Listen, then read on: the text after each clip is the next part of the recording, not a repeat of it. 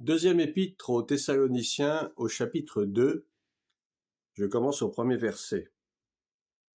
Pour ce qui concerne l'avènement de notre Seigneur Jésus-Christ et notre réunion avec lui, nous vous prions, frères, de ne pas vous laisser facilement ébranler dans votre bon sens et de ne pas vous laisser troubler, soit par quelque inspiration, soit par quelques paroles ou par quelques lettres qu'on dirait venir de nous, comme si le jour du Seigneur était déjà là. Que personne ne vous séduise d'aucune manière, car il faut que l'apostasie soit arrivée auparavant et qu'on ait vu paraître l'homme du péché, le fils de la perdition, l'adversaire qui s'élève au-dessus de tout ce qu'on appelle Dieu ou de ce qu'on adore, jusqu'à s'asseoir dans le temple de Dieu, se proclamant lui-même Dieu. Je voudrais faire une petite parenthèse par rapport à ce qui se passe actuellement aux États-Unis concernant M. Donald Trump. Alors, rassurez-vous, je ne suis ni pour ni contre ce monsieur, je n'ai rien contre lui, ni rien pour d'ailleurs. Je ne suis pas là pour faire de la politique, je ne suis pas là pour vous donner mon point de vue.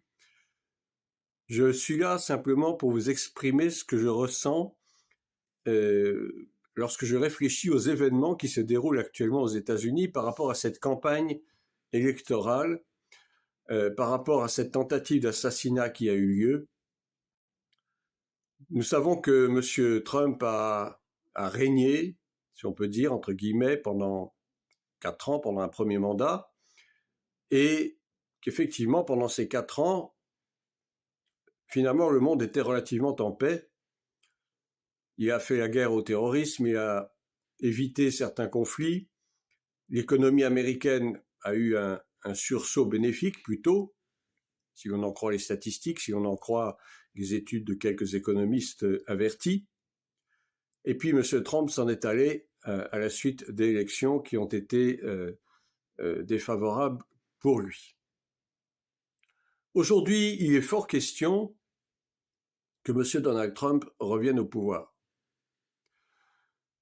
D'après ce que nous étudions, d'après ce que nous comprenons des événements actuels qui se passent aux États-Unis, nous pensons effectivement que l'opinion publique est très en faveur de ce personnage, très haut en couleur, certes, et nous avons le sentiment que sa réélection est quasi certaine. Mais je pense que ce nouveau mandat qu'il pourrait embrasser ne ressemblerait pas du tout au précédent. Autant son premier mandat a été un peu celui d'un Cyrus, venu apporter quelque part un peu la paix dans le monde, si on peut dire, si on peut parler vraiment de paix. Alors je pense que la paix n'existe pas, évidemment. Autant ce second mandat n'a pas le même objectif. J'avais fait quelques vidéos que vous pouvez retrouver sur YouTube, pour ceux qui suivent ma chaîne, par rapport à qui est l'Antéchrist et d'où vient-il. Et ma pensée était fortement orientée vers un personnage qui est dans l'entourage direct de M. Trump, en l'occurrence son beau-fils ou son gendre, M. Jared Corey Kushner.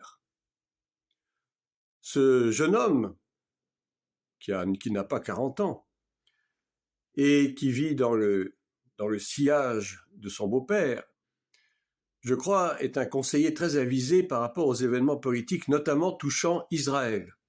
Or, nous savons que l'Antéchrist va entériner un projet de paix entre Israël et le monde arabo-musulman. Et nous savons que les fameux accords d'Abraham ont déjà été signés à l'initiative précisément de M. Jared Kushner il y a quelques années déjà. Il y a une alliance qui a déjà été faite entre Israël et certains des pays arabo-musulmans, notamment les pays du Golfe. Alors, on peut s'interroger sur l'opportunité, justement, de l'arrivée au pouvoir, la seconde arrivée au pouvoir de M. Donald Trump, ne serait-ce pas précisément pour, d'une façon très subreptice, dirais-je, peut-être sournoise, introduire petit à petit son gendre sur la scène internationale. Qui sait? Alors, ce que je vous dis là peut-être considéré avec circonspection, avec prudence. Certes, je n'affirme rien, je fais état seulement de ce que je pense sincèrement au fond de moi-même. Lorsque je réfléchis à tout ce qui se passe, lorsque je réfléchis aux prophéties de la parole de Dieu par rapport aux événements des derniers temps dans lesquels nous sommes. Et je me dis qu'il y a énormément de soupçons qui pèsent sur cet homme, M. Kushner. Et je ne serais pas étonné que, justement, M. Trump, arrivant au pouvoir, va permettre de donner libre cours, de donner les mains libres à son gendre pour intervenir sur la scène internationale. Comme c'est écrit d'ailleurs dans la parole de Dieu, cet homme qui est un séducteur, enfin en tout cas il a l'apparence d'un jeune premier de cinéma, je pense que physiquement c'est un bel homme, certes, il a certainement des qualités oratoires, des qualités relationnelles qui sont très remarquables. C'est quelqu'un qui sait certainement agir avec beaucoup de diplomatie. Et par-dessus tout, et c'est quand même un point remarquable qu'il faut souligner, c'est un juif. Et un juif orthodoxe, un juif, j'allais dire, extrêmement religieux.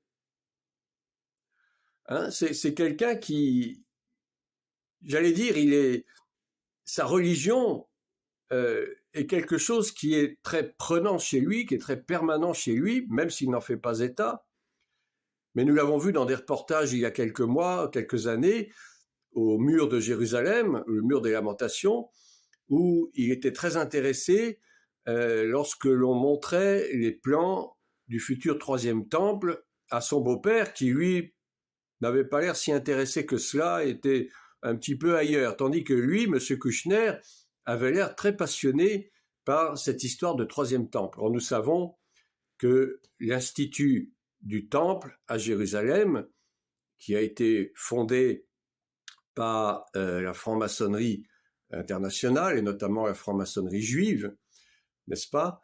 Eh bien, ce troisième temple sera reconstruit puisque c'est biblique, ça fait partie des prophéties, et c'est précisément dans ce troisième temple, dont nous parle 2 Thessaloniciens, que s'assiera un jour celui qu'on appelle l'Antéchrist, qui se prendra lui-même pour Dieu, qui blasphémera le nom de Dieu et qui opprimera le peuple juif, qui sera surpris et qui sera furieux de voir que celui qui se sera fait passer auparavant comme le Messie, le nouveau Mashiach, sera en fait cet imposteur, cet homme qui va se prendre pour Dieu.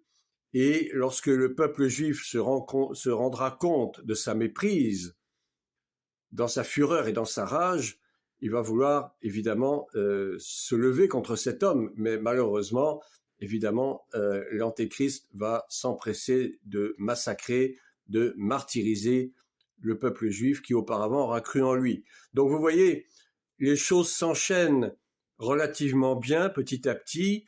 Les choses sont, comme on dirait, on va lentement mais sûrement. Et je ne serais pas étonné que l'arrivée au pouvoir de M. Trump puisse désormais ouvrir la voie à cet homme, l'homme du péché, l'homme de la perdition, qui apparaît déjà comme quelqu'un de très séduisant, de très sympathique, véritablement sympathique, mais qui en réalité se montrera sous un autre jour par la suite. Je laisse là votre réflexion, chacun bien sûr pense comme il veut, c'était simplement ma réflexion personnelle. Que Dieu vous bénisse.